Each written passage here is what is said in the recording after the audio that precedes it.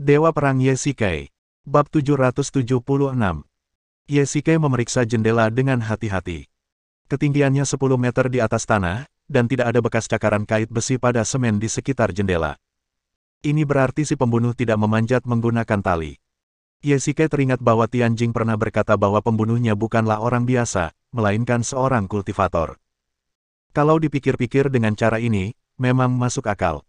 Kalian kemana tadi malam? Yesikai meminta beberapa polisi untuk memanggil semua pelayan di villa, termasuk seorang pembantu rumah tangga, 2 juru masak, dan 3 pembantu. Mereka sekarang berbaris dan berdiri di depan Yesikai.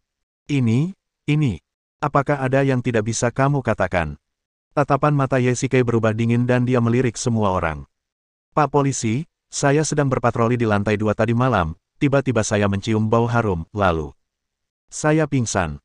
Pada akhirnya, kepala pelayanlah yang berbicara lebih dulu. Dia tampak sangat menyesal. Hal sebesar itu terjadi tadi malam dan dia masih belum pulih. Saya juga. Aku juga. Seperti itu.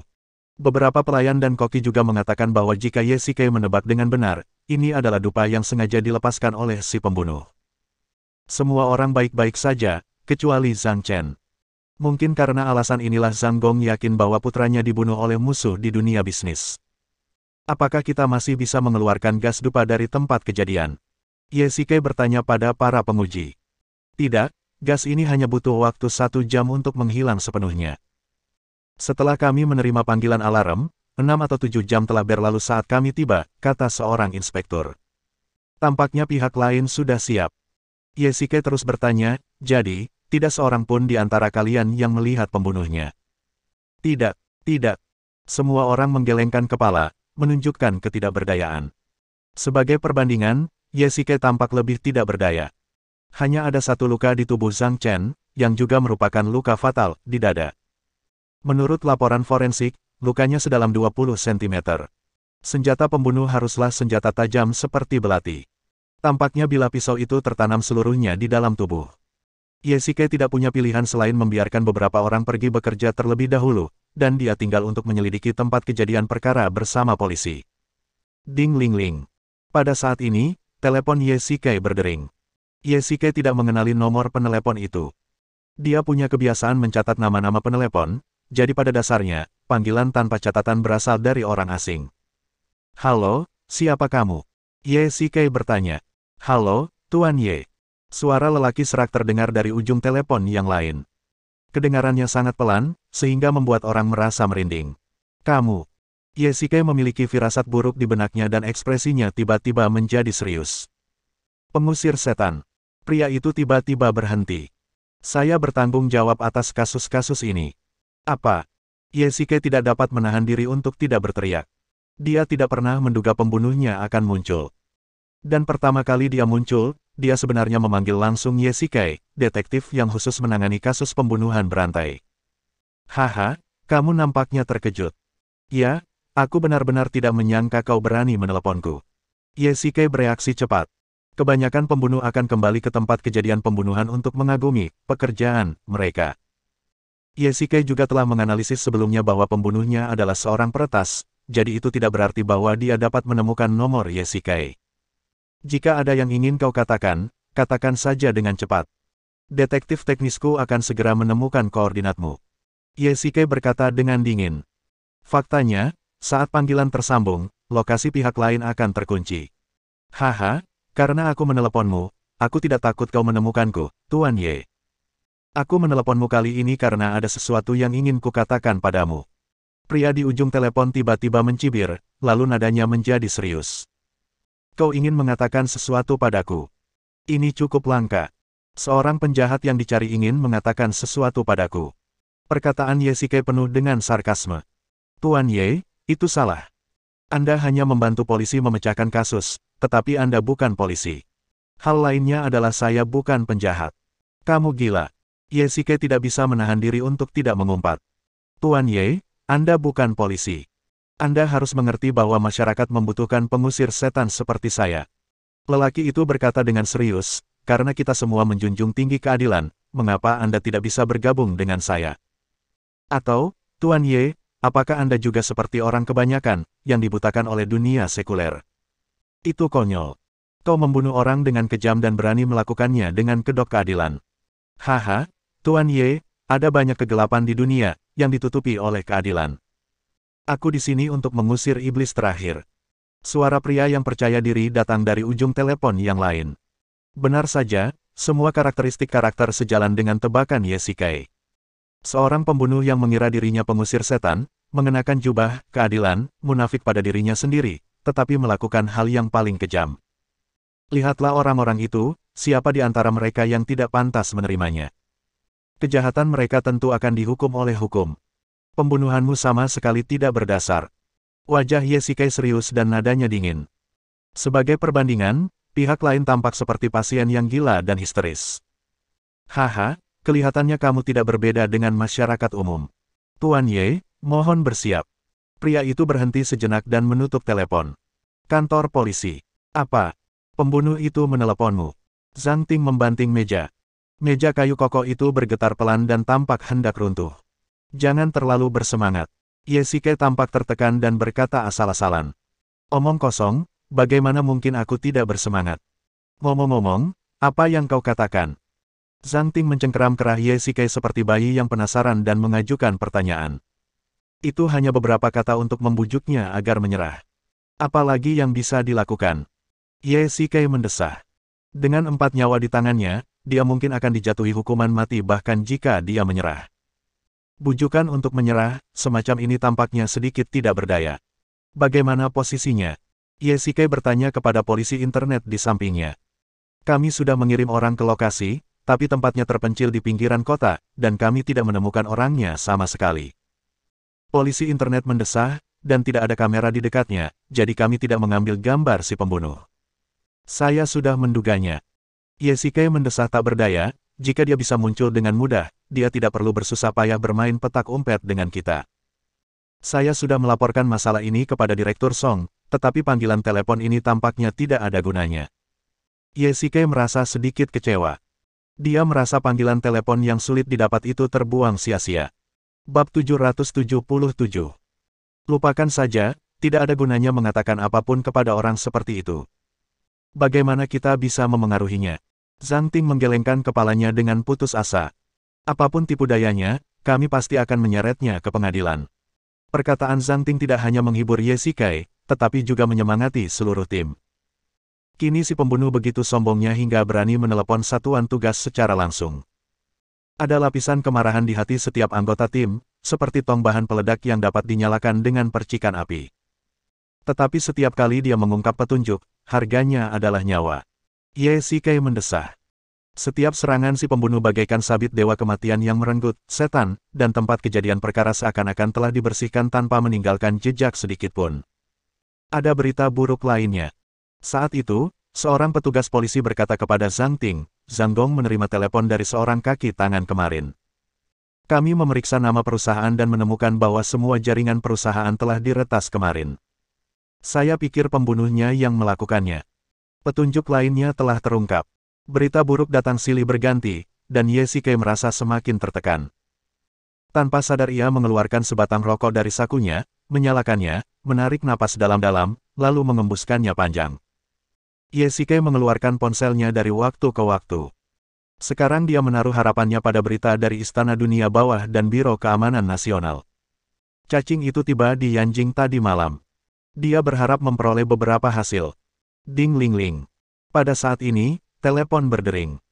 Ye Shikai secara naluriah menggerakkan tangannya, mengangkat telepon, dan menatap ide penelepon dengan penuh harap.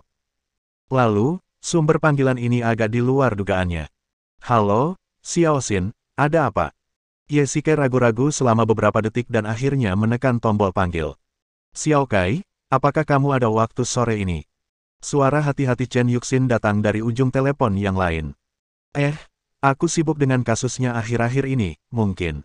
Hanya butuh beberapa saat. Aku tahu kamu sedang menangani sebuah kasus, tapi aku masih punya sesuatu yang ingin kukatakan langsung kepadamu. Kata Chen Yuxin segera, menyela Ye Shikai. Dia sekarang berada dalam situasi yang sangat canggung. Dia sangat sibuk dengan kasusnya, tetapi sulit untuk menolaknya. Baiklah, baiklah. Baiklah, itu bagus. Apakah kamu sedang berbicara tentang cinta dengan mantan kekasihmu? Pada saat ini, sebuah suara samar terdengar di belakangnya, dengan sedikit keluhan dalam nadanya. Ketika dia berbalik, itu adalah Zhang Ting. Kekasihku yang lama, omong kosong apa yang kau bicarakan? Ye Shikai terkejut. Zhang Ting tampak seperti sedang menatap pria yang berselingkuh, matanya penuh dengan penghinaan. Mungkinkah dia baru saja menguping pembicaraan telepon? Sudah lama aku tahu kau punya banyak kekasih di belakangmu. Aku tidak pernah menyangka bahwa di saat kritis seperti ini, kau masih punya pikiran untuk melakukan hal-hal buruk itu. Tunggu, apa maksudmu dengan hal-hal sepele itu? Aku bukan tipe orang yang tidak bisa membedakan mana yang penting dan mana yang tidak penting. Hanya saja ada beberapa hal yang perlu kubicarakan langsung dengannya. Ye Shikai segera membalas. Apa? Kau benar-benar akan berkencan dengan mantan kekasihmu? Zhang Ting tiba-tiba berteriak dan hampir menamparnya. Apa maksudmu dengan kencan? Kita hanya perlu membicarakan sesuatu. Jangan khawatir, masalah pribadiku tidak akan memengaruhi pekerjaanku. Ye Shikai memutar matanya. Sebenarnya, memecahkan kasus itu saja sudah menjadi sakit kepala bagi Ye Shikai. Sekarang Chen Yuxin punya sesuatu untuk ditanyakan lagi padanya, yang membuatnya makin kesal. Saya akan mengambil cuti sore ini. Hanya butuh waktu sekitar 1 jam. Sore. Tempat di mana keduanya bertemu adalah di sebuah kafe elegan, yang juga diusulkan oleh Ye Shikai sebelumnya. Alasan yang paling krusial adalah karena letaknya hanya 1 jalan dari kantor polisi. Saat meminta cuti tadi, Ye Shikai bahkan bisa melihat kemarahan di mata Zhang Ting. Kamu datang lebih awal. Saat Ye Shikai tiba, Chen Yuxin sudah tiba, dan sepertinya dia sudah menunggu lama. Yah, aku datang ke sini langsung setelah aku pergi ke kelompok itu. Chen Yuxin mengangguk, wajahnya merona, dan tampaknya dia telah pulih dengan baik. Bagaimana kesehatanmu? Ye Shikai bertanya. Tidak apa-apa. Pada titik ini, Chen Yuxin jelas sedikit malu, dan bahkan tidak berani menatap matanya. Lagi pula, masalah cinta tak berbalas bukanlah masalah besar, tetapi jika itu terjadi pada orang lain, dia mungkin akan membenci Chen Yuxin setengah mati. Jika tidak masalah, jangan pergi ke kelompok itu sepanjang waktu. Sibuk dengan pekerjaan sepanjang hari sangat tidak baik untuk kesehatan. Apa yang dikatakan Ye Shikai sebenarnya ditujukan pada Su Qingyu. Karena begadang seharian, Ye Shikai merasa kesehatannya tidak begitu baik. Membawa rombongan sebesar itu pasti sangat menegangkan. Sebagai perbandingan, sebagai kepala keluarga, Chen Yuxin pasti mendapat tekanan lebih besar. Terima kasih. Saya benar-benar tidak mengerti, wahai wanita-wanita hebat, menjalankan sebuah perusahaan besar, bukankah itu sangat melelahkan? Ye Shikai bercanda, tetapi sedetik berikutnya, dia menemukan bahwa beberapa kata-katanya tampak salah. Anda, Qingyu sama sepertimu, dia juga wanita yang kuat. Saat dia sibuk, dia bisa digambarkan sebagai kegelapan tanpa cahaya matahari. Haha, sebenarnya, saya tidak terlibat dalam segala hal di grup. Saya hanya menghadiri rapat saat keputusan dibuat.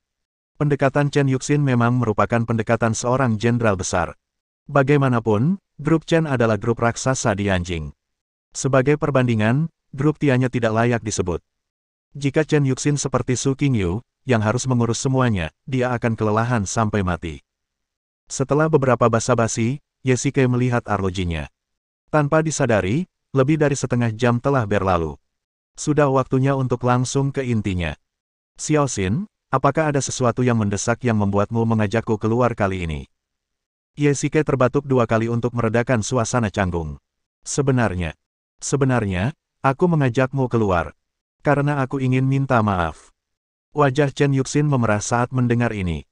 Minta maaf, apakah ini karena cinta yang tak terbalas Bu? Yah, aku pergi ke Jiangnan untuk menemui kakek beberapa hari yang lalu, dan dia memarahiku. Xiao Xin, jika ini alasannya, maka kita akhiri saja di sini. Ye Shikai mengulurkan tangannya dan membuat gerakan berhenti. Untungnya, masalah ini tidak serius. Karena kamu juga tahu bahwa kamu salah, tentu saja aku tidak akan mempermasalahkannya. Terlebih lagi, hal semacam ini tidak boleh dipermasalahkan terlalu lama. Bagaimana menurutmu? Baiklah, aku harap aku bisa mendapatkan pengampunanmu. Chen Yuxin bergumam, ekspresinya masih terlihat sedikit gugup. Kamu tidak meneleponku akhir-akhir ini. Kukira kamu sedang marah dan merajuk padaku, jadi kamu mengabaikanku. Yah, akhir-akhir ini aku sedang berada di bawah tekanan yang sangat besar untuk memecahkan kasus. Aku benar-benar tidak punya banyak waktu. Aku bahkan menghabiskan beberapa malam di kantor. Bab 778. Apakah ada kemajuan dalam kasus ini? Chen Yuxin menjadi tenang dan bertanya dengan lemah. Tidak. Ye Shikai menggelengkan kepalanya. Tidak perlu baginya untuk menyembunyikannya dari Chen Yuxin. Lagi pula, ini adalah kebenaran. Perkembangan suatu kasus kadangkala memerlukan penantian. Kalau begitu, kamu juga harus lebih memperhatikannya. Aku akan mengirim Chen Ruoya untuk menemanimu. Chen Yuxin berkata dengan cemas. Ye Shikai dengan cepat menolak. Chen Ruoya adalah orang kepercayaan Chen Yuxin, jadi bagaimana dia bisa melindunginya? Hal lainnya adalah Ye Shikai memiliki banyak tuan di sekitarnya, jadi dia tidak membutuhkan satu pun tuan lagi. Tidak perlu. Itu hanya kasus. Tidak ada bahaya. Ye Shikai menatapnya dengan saksama dan merasakan bahwa Chen Yuxin entah kenapa merasa gugup, seolah-olah dia takut akan sesuatu. Baiklah. Ngomong-ngomong, Xiao Kai, resor besar milik kelompokku akan dibuka di Jiangnan dalam beberapa minggu. Bisakah kau menemaniku memotong pita? Chen Yuxin menatap Ye Shikai penuh harap. Mungkin dia merasa statusnya di hati Ye Shikai telah menurun sejak insiden cinta tunggal Gu, jadi dia bahkan kehilangan kepercayaan diri. Ini. Ye Shikai ingin menolak, tetapi melihat ekspresi Chen Yuxin, dia tidak bisa mengeraskan hatinya. Alasan putusnya mereka bukan kesalahan mereka sendiri. Jika ada yang harus disalahkan, itu adalah kesenjangan besar dalam latar belakang keluarga mereka. Oleh karena itu, Ye Shikai tidak membenci Chen Yuxin, dan dia juga bisa memahami serangkaian hal ekstrim yang telah dilakukannya. Jika kasusnya terpecahkan saat itu, aku akan pergi bersamamu. Ye Shikai berkata dengan ringan. Baiklah, itu bagus. Mata Chen Yuxin berbinar, dan dia bahagia bagaikan seorang gadis kecil yang mendapatkan mainan kesukaannya. Ada satu hal lagi. Ye Shikai tiba-tiba berkata, pembunuh itu pernah berbicara denganku di telepon. Aku khawatir dia akan menjadi putus asa dan menyerang orang-orang di sekitarku, jadi kamu harus memperhatikan keselamatanmu. Ye Shikai merasa apa yang dikatakannya agak berlebihan. Chen Yuxin memiliki begitu banyak pengawal keluarga Chen di sekelilingnya, dan seorang kultivator tidak dapat menyakitinya sama sekali. Mungkin karena khawatir, Ye Shikai masih mengingatkan. Aku tahu, jangan khawatir. Setelah meninggalkan kedai kopi, Ye Shikai merasa sedikit kosong. Hubungannya dengan Chen Yuxin hanya bisa berupa hubungan yang tidak dekat atau jauh, tidak panas atau dingin. Begitu mereka terlalu dekat, Su Qingyu akan mendapat masalah. Tetapi begitu mereka sengaja menjaga jarak, itu akan lebih menjengkelkan bagi Chen Yuxin. Meskipun Su Qingyu tampak acuh tak acuh terhadap orang kepercayaan Ye Shikai, dia sebenarnya sangat peduli padanya, terutama Chen Yuxin. Wanita yang setenar salah satu dari 4 wanita tercantik di Yanjing ini tidak kalah dengan Su Qingyu dalam aspek apapun. Terlebih lagi, hubungan antara Chen Yuxin dan Ye Shikai sangat istimewa. Ding ling ling. Pada saat ini, telepon Ye Shikai berdering lagi. Dia mengambilnya dan langsung menghubungi nomor itu tanpa memeriksa ID penelepon. Namun, suara itu sangat familiar, dan ekspresi terkejut perlahan muncul di wajah Ye Shikai. Halo, Tuan Ye, Anda masih ingat saya, kan? Terdengar suara laki-laki serak di ujung telepon. Ye Shikai sangat akrab dengan suara ini. Siapa lagi kalau bukan si pembunuh? Aku tidak menyangka kau berani meneleponku. Ye Shikai menarik napas dalam-dalam dan menenangkan dirinya. Memang, dia tidak menyangka bahwa tidak berlebihan jika dia menggambarkan Anda sebagai orang yang sangat berani. Ye Shikai, sepertinya kamu telah memilih jalan yang salah. Aku sangat kecewa. Jalan yang kupilih ini memang akan mengecewakanmu, karena aku memilih untuk menangkapmu, dan kau akan kuseret ke pengadilan. Ye Shikai berkata dengan dingin. Hukum manusia tidak dapat menghakimi saya karena saya adalah pengusir setan yang mewakili Tuhan. Pria itu tiba-tiba tertawa. Benarkah? Kita lihat saja nanti. Tuan Ye, setiap kali aku muncul, aku mengusir satu iblis, tapi kurasa kau tidak akan terlalu senang. Pria itu berkata dengan nada sinis. Dia mencoba memprovokasi Ye Shikai.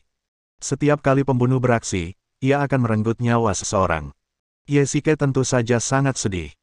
Semakin banyak kejahatan yang dilakukan pembunuh, semakin besar tekanan yang dirasakannya. Lain kali kau melihatku, kau akan menangis. Ye Shikai mengumpat dengan kejam. Haha, ku dengar Tuan Ye punya orang kepercayaan yang merupakan ratu dunia bawah tanah di Yanjing. Tuan Ye benar-benar mampu menarik wanita sombong seperti itu. Apa yang ingin kamu lakukan? Haha, Kurasa aku harus memasukkannya ke dalam daftar iblisku, bagaimana menurutmu? Jika kau berani menyentuh sehelai rambut pun dari kepalanya, aku akan mencabik-cabikmu. Ye Shike mengumpat, bajingan ini berani sekali mengincar Luo Shiki. Penghakiman Tuhan tidak dapat disangkal. Saya pikir Tuan Ye harus memahaminya, bukan? Coba saja kalau kamu punya nyali.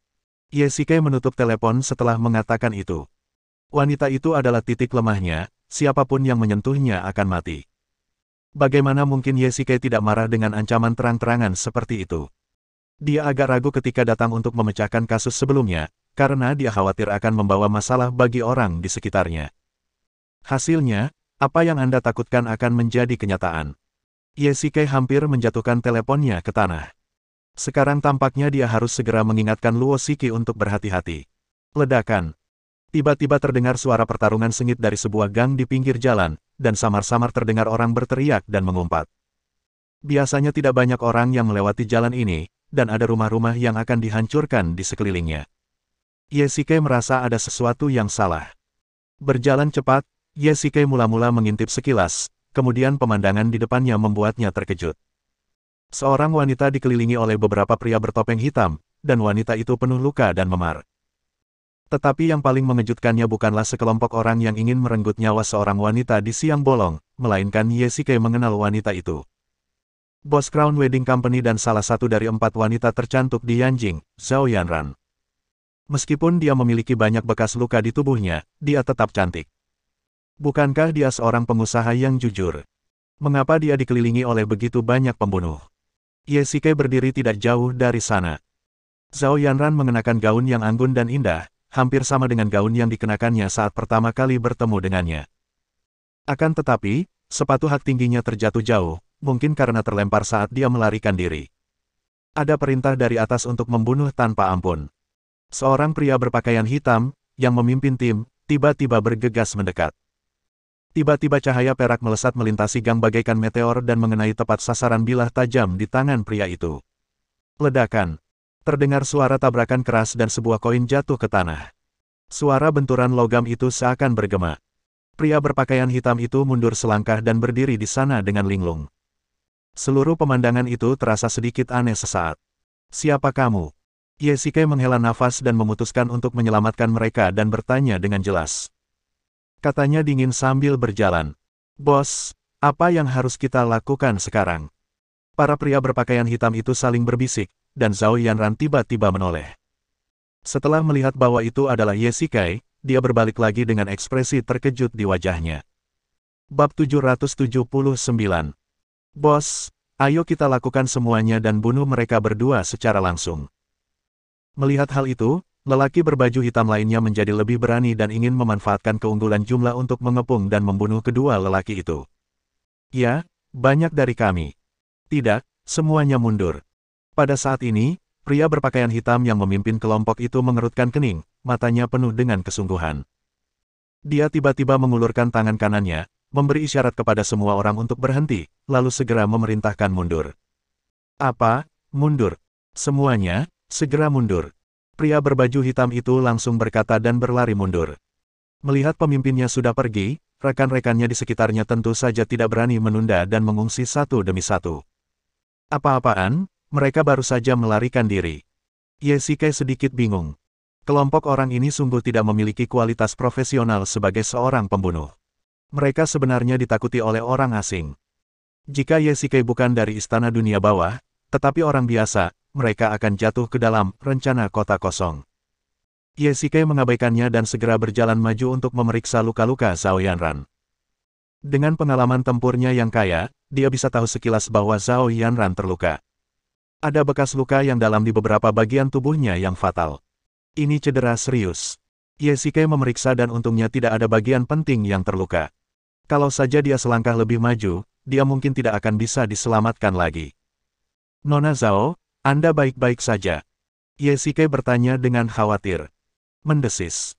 Saya melihat luka lebih dari 20 cm di lengan Zhao Yanran. Lukanya sangat dalam dan berdarah. Itu sungguh mengejutkan. Zhao Yanran tersentak kesakitan. Sakit. Sakit. Tahan saja untuk sementara waktu. Yesike merobek sehelai kain panjang dari pakaiannya dan melilitkannya erat-erat di sekitar luka untuk menghentikan pendarahan. Saat dia hendak mengulurkan tangan untuk membantu Zhao Yanran berdiri, dia menepisnya dengan tangannya. Apa yang kau lakukan? Sakit, desis. Zhao Yanran berkata berulang kali dan duduk di tanah. Lupakan saja, aku akan menggendongmu ke rumah sakit. Yesike sedikit tidak berdaya. Lagi pula, pihak lainnya adalah seorang wanita, dan dia terluka. Dia sebaiknya bersabar saja. Tunggu. Tepat ketika Yesike hendak menggendongnya di punggungnya, dia menghentikannya. Ada apa denganmu lagi? Bantu aku memakai sepatu hak tinggiku. Apa? Sepatu hak tinggi? Apa? Apa kau bercanda? Kau terluka sekarang, dan kau masih peduli dengan sepatu hak tinggimu. Yesike tidak bisa berkata apa-apa. Dia melirik kedua sepatu hak tinggi di pintu masuk gang dan tiba-tiba merasa takut. Aku tidak peduli, ambil saja.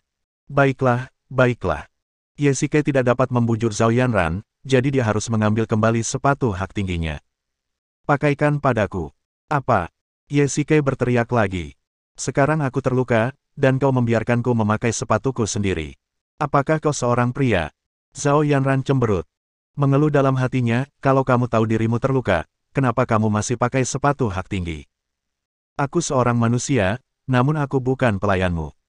Meskipun Yesike mengeluh, dia tetap dengan hati-hati mengenakan sepasang sepatu hak tinggi berwarna merah cerah pada kaki giok Zhao Yanran.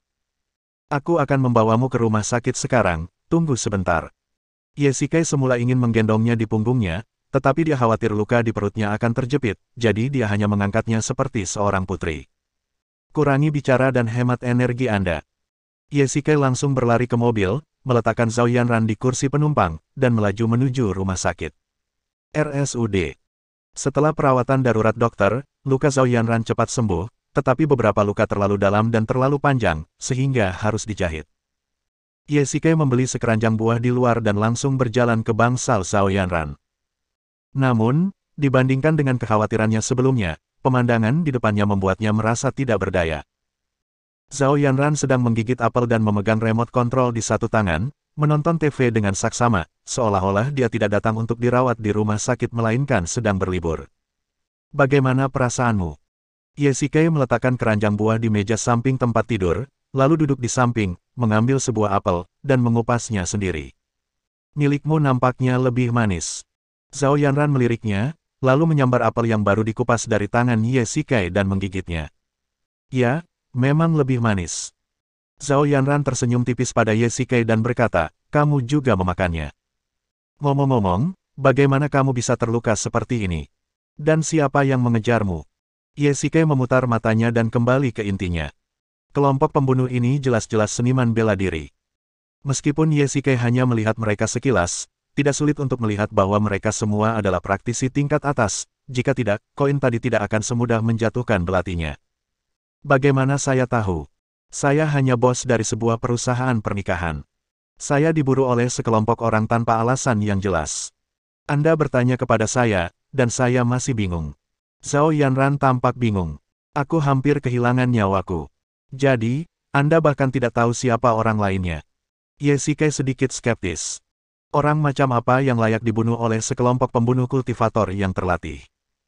Tidak ada seorang pun yang bodoh. Seseorang yang mampu mengeluarkan uang sebanyak itu, tentu bukan sosok yang kecil. Jadi, apa identitas Zhao Yanran sehingga dia diperlakukan begitu megah? Kau berbohong.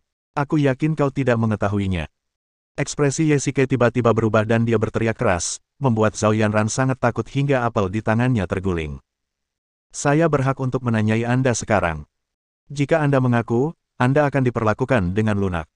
Jika Anda menolak, Anda akan diperlakukan dengan keras. Kebetulan saja Yesike sekarang menjadi anggota satuan tugas khusus, jadi dia masih memiliki hak untuk bertanya. Jika kau tidak memberitahuku, aku akan pergi ke perusahaanmu untuk menyelidiki guna mendapatkan petunjuk. Tidak, saya seorang pengusaha. Jika kamu melakukan ini, saya akan bangkrut. Zhao Yanran berkata dengan menyedihkan. Kalau begitu cepatlah beritahu aku. Tapi aku sungguh tidak tahu. Meskipun Zhao Yanran bersumpah bahwa dia tidak mengenal pengejarnya, Yesike tidak berpikir demikian. Dia bukan seorang pemuda yang baru saja memasuki masyarakat. Dia masih bisa membedakan siapa yang berkata jujur dan siapa yang berbohong. Beristirahatlah dengan tenang di sini. Ye Shikai hendak pergi, tetapi Zhao Yanran menarik lengannya. Tunggu sebentar. Apalagi yang kamu inginkan? Kamu kan yang atur pernikahanku, dan aku juga sudah membayar biaya pengobatanmu. Lihat, orang-orang itu tadi ingin membunuhku dengan ganas. Bagaimana kalau kamu pergi dan mereka datang lagi untuk membunuhku? Zhao Yanran memegang tangannya erat-erat dan terus berbicara. Kalau begitu, ikutlah denganku ke kantor polisi. Aku yakin mereka tidak punya nyali untuk melakukan itu. Tetapi lihatlah, saya penuh luka dan perlu dirawat di rumah sakit. Zhao Yanran terjatuh di tempat tidur lagi, tampak seperti dia sakit parah dan tidak bisa bangun. Bibi, apa yang ingin kamu lakukan? Ye Shikai tidak berdaya dan harus menggunakan kekuatan untuk melepaskan lengan Zhao Yanran. Tetaplah di sini dan lindungi aku. Bab 780. Aku bukan pengawalmu. Lagi pula, kamu bosnya, jadi kenapa kamu tidak memanggil beberapa pengawal saja? Ye Shikai memutar matanya. Biar aku laporkan polisi untukmu. Kalau kamu diserang, ini masalah hidup dan mati. Tidak. Zhao Yanran tiba-tiba berteriak seperti seekor kucing yang ekornya diinjak, membuat Ye Shikai takut. Mengapa? Saya seorang pengusaha. Jika saya pergi ke kantor polisi, itu akan memengaruhi bisnis saya. Zhao Yanran menjelaskan, bisakah kau merahasiakannya untukku? Untuk persahabatan kita sebelumnya. Mana yang lebih penting, uang atau nyawa? Kau telah dibunuh. Jika kau tidak bertemu denganku hari ini, kau pasti sudah mati sekarang. Tentu saja itu uang. Tentu saja baik punya uang, kamu bisa membeli apapun yang kamu mau, tetapi jika kamu tidak punya uang. Ye Shikai memiliki wajah yang gelap. Dia berdiri di sana dan mendengarkan Zhao Yanran berbicara tentang pandangannya tentang uang selama setengah jam. Dia terkejut dengan logika yang begitu kuat. Uang memang penting, tetapi kalau dibilang menginginkan uang meski harus mempertaruhkan nyawa, itu keterlaluan. Lagi pula, Anda bisa mendapatkan semua uang Anda kembali. Baiklah, aku akan merahasiakannya untukmu terlebih dahulu, tapi jangan senang dulu, aku pasti akan menanyakannya nanti. Terima kasih, Tuan Ye. Jika Anda datang untuk menikah lagi di masa depan, saya akan memberikannya secara gratis. Zhao Yanran langsung gembira saat mendengarnya, tetapi mengapa dia merasa begitu tidak nyaman saat mendengarnya? Menikah lagi, apa kamu bercanda? Baiklah, jangan berterima kasih padaku. Kamu banyak cedera, jadi istirahatlah. Ye Shikai meninggalkan bangsal dengan perasaan sedikit bimbang. Dia berjanji pada Zhao Yanran untuk merahasiakannya untuk sementara waktu, jadi wajar saja jika dia merasa tidak nyaman membiarkan polisi melindunginya, tetapi dia juga khawatir jika Zhao Yanran tinggal sendirian di rumah sakit. Setelah memprovokasi musuh yang begitu kuat, akankah dia melepaskannya begitu saja? Tentu saja tidak. Setelah berpikir lama, Ye Shikai memutuskan untuk menggunakan pengawal rahasia Istana Dunia Bawah untuk perlindungan. Bagaimanapun, mereka adalah orang kepercayaannya dan sangat berkuasa, jadi seharusnya tidak ada masalah. Gedung Haiti.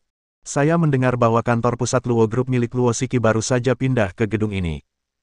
Luo Shiki cukup berterus terang dan langsung membeli gedung mewah yang terletak di pusat kota ini. Namun, Ye Shikai sedang berada di luar kota saat itu dan tidak menghadiri upacara penyelesaian relokasi. Tuan Ye, silakan ikut dengan saya. Begitu Ye Shikai memasuki perusahaan, dia terpana oleh pemandangan di depannya. Para staf meja depan wanita ini pasti didatangkan dari perusahaan model. Mereka semua duduk berjajar. Sulit untuk tidak tertarik. Silakan pimpin jalannya. Sejujurnya, ini adalah pertama kalinya Ye Shikai ke sini. Setelah Luo Shiki membeli tempat ini, secara alami tempat ini direnovasi.